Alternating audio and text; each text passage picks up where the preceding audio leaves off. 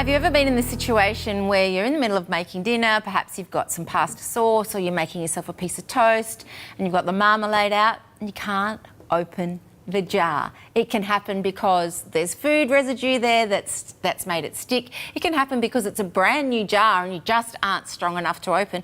It can happen because the last person who, put the lid on was, Mr. Strongman and now you're trying to get it off. Or it can happen because you have arthritic or sore hands and you just don't have the strength. And there is nothing worse than that situation arising and being at home with nobody else to help you.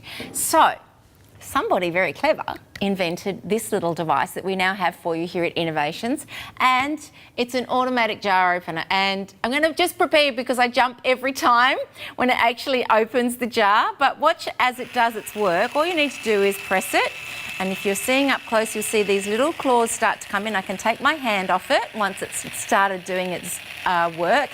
The top claws come in and grab the lid. The bottom claws come in and grab the jar, and then it squeezes and turns, and wait for it.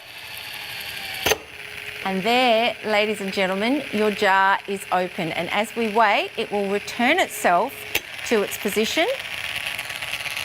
I shall take it out so when it's finished doing its little job, which it will.